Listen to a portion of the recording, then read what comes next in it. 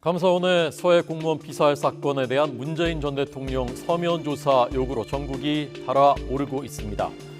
지난 9월 28일, 지난주 수요일입니다. 감사원이 평산마을 비서실로 전화해서 문 전 대통령에 대한 서면 조사를 요청했습니다. 그러자 비서실은 조사 내용이 정확히 무엇이냐라고 확인 요청한 뒤에 질문서 수령은 거부했습니다.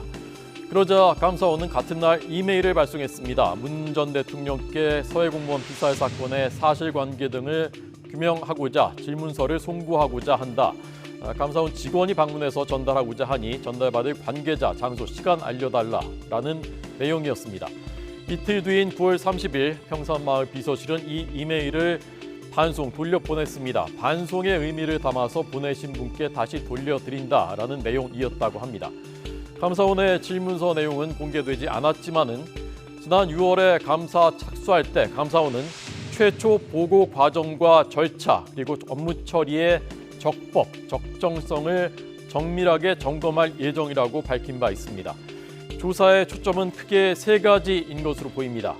2020년 9월 21일 오전 11시 반이었습니다. 해수부 공무원 이대준 씨가 실종됐죠. 9월 22일 다음 날 오후 3시 30분에 북측 해역에 생존해 있다는 것이 확인됐습니다. 오후 6시 36분에는 문 전 대통령에게 서면 보고가 올라갔고 3시간 뒤인 오후 9시 40분에 북한은 이 씨를 사살하고 시신을 소각했습니다. 문 전 대통령에게 당시 대통령에게 보고된 뒤 3시간 동안에 어떤 조치를 했는지를 감사원이 질의한 것으로 전해졌습니다. 당시 청와대는 남북통신선이 단절돼 있었기 때문에 만행을 막기 힘들었다라는 입장이었습니다. 이후의 대응 과정에 대해서도 질의한 것으로 알려졌습니다. 사살된 지 1시간 뒤인 9월 22일 밤 10시 반, 군은 이 씨가 사살됐다는 첩보를 입수했습니다. 그리고 9월 23일 새벽 1시 청와대에서 긴급 관계장관 회의가 개최됩니다. 그리고 잠시 뒤인 새벽 1시 26분 문재인 당시 대통령은 종전선언의 필요성을 강조하는 내용이 담긴 유엔 화상 녹화 연설을 했습니다. 그리고 오전 8시 반에 문 전 대통령은 서면 보고를 이 문제에 대해서 받았습니다. 첩보 입수 후에 10시간이 지나서야 대통령에게 보고한 것이 종전선언이 담긴 연설 내용을 의식한 것이 아니냐에 대한 질의가 담긴 것으로 전해졌습니다. 월북으로 판단한 경위도 조사 내용입니다. 사건 당일에 합참은 월북 가능성이 낮은 것으로 평가한다는 내용을 청와대 위기관리센터에 보고했습니다. 다음 날인 9월 23일 관계장관 회의가 열렸고 그 뒤에 1시 반에 국방부는 월북 가능성을 열어두고 있다라고 발표했습니다.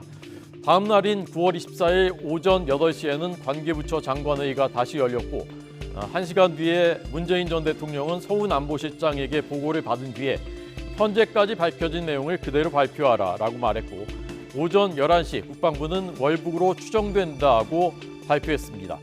이 과정에서 판단이 달라진 경위를 묻겠다는 것입니다. 자, 이와 관련해서 민주당은 외교 참사를 덮으려는 것이다.